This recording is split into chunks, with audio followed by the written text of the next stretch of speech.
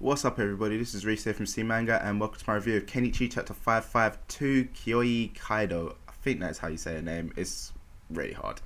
So anyway, yeah, like the title says, this chapter we finally meet her and find out like a lot more about the Eternal Sunset Plan and exactly what it is, which I'm actually quite happy that we finally found out what the hell it is, because it's been a long time, we've heard about it for so long and it's like they haven't really kind of said anything, and now everything that the Darkness are doing is all finally been explained, which is good.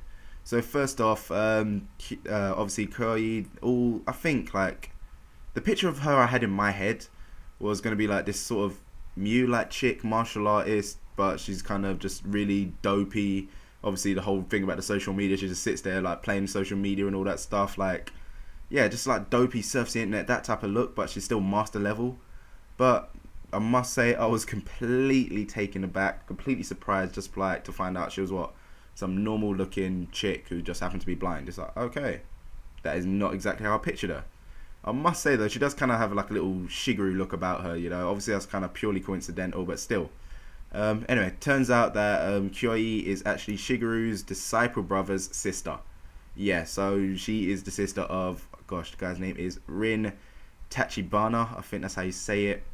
So yeah, the guy with the armor who's running across water, yeah, that's his little sister. What surprises me actually is the way that she was kind of like talking about the whole thing. Obviously she knows quite a lot of everything going on, but the way she knows like the real Zenpaku team, it's just like, oh yeah, her brother's always telling her like that they're just brilliant, they're always they're violent, but at the same time they're really gentle and all that stuff. They're just like really basically, just like hyping them up, saying that they're really nice guys, they're just the best at what they do, no one can do what they do. It's just really nice things to say. Kind of like, it's actually quite surprising just how much respect they have for each other, like in the martial arts world, considering that they're enemies still. It's just yeah, it's really nice. It's a nice thing. But anyway, yeah, she basically reveals the full plan of what Darkness are up to, really. So yeah, they plan to like basically destroy a few countries in order to just disrupt the balance of the world. One of them is Japan, so I'm guessing that the others are countries like America, China, Great Britain, all the superpowers of the world, like other the first world countries basically. So yeah, all they need to do now is just get the location of Hachio's base. Now they know that. Kyoya, she's basically been in contact with her brother via a satellite phone.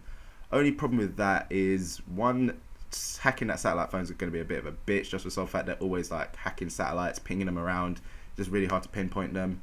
And the other problem is that she doesn't ever call out on it, she only ever gets calls in.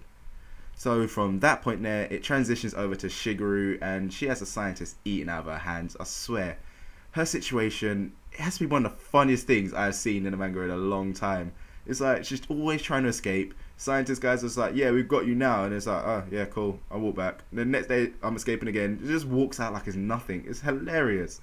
So yeah, their new method, basically, obviously they got the method from watching Shigeru from the tapes and everything, but they still can't produce any of them results. So their new plan is to become basically just become her disciples. It's kind of like a nice little reverse psychology thing, they're thinking they're in control, but obviously it's Shigeru they're screwing with. There is no way that she's buying all that stuff. She's just going with the flow. So anyway, after that, ready for escape attempt number 133. I don't actually know a number, I'm just making up a number. So yeah, it just makes me laugh. It's like, I don't even know why they even bother restraining her anymore, because she always breaks out. It's like this time, it's like they had her arms restrained in a resin thing again. She just popped it apart, so it obviously looks like she's already pre-cut it.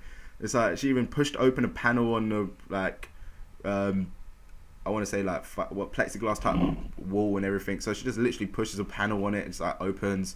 So she's obviously just like got all these routes planned out. So I don't even know why these scientist guys even try to bother like restraining her. They obviously think that they're in control still, but they're not. So anyway, she just escapes with some nice old determination to walk around. She's just basically trying to get out of there. But yeah, shit is just literally popping off now, because basically Hachio, they have finally returned. So Shigeru's just got to work fast. And then that is pretty much where the chapter ends, with Shigeru finding the satellite, like basically finding the satellite phone. So result right there, looks like the Zenpaku team are finally going to find out exactly where she is, because obviously I'm guessing like what's going to happen next is they're going to have a little brief conversation, quick as possible. Obviously she knows the location of where they are, because she's been going out all the time with a sextant to kind of figure out like coordinates, thanks to all the sun and thanks to the moon, stars and all that stuff. So yeah, the only question that is actually going to rise up next is when the Hacho find her, which obviously they are definitely going to, what are they going to do with her? You know, obviously, I don't think they're going to dispose of her. They won't kill her just because they need her to make the weapon. So will they relocate her, take her to somewhere new, or what? It's kind of a bit like, okay, what's going to happen? Or will she even get found out that she's actually been on that phone? Will she kind of like go on the phone, quickly tell their coordinates, then just run off somewhere? Either way, this arc's finally going to start moving in now, and finally going to start seeing like maybe the Hacho start getting taken down. And so yeah, that pretty much ends this chapter up right there, you know. So yeah, you guys know the usual. Let me know what you thought about this chapter in your comments below. As usual, enjoy the video, give it a little thumbs up, and don't forget to check out the channel for more content. So I'll see you soon.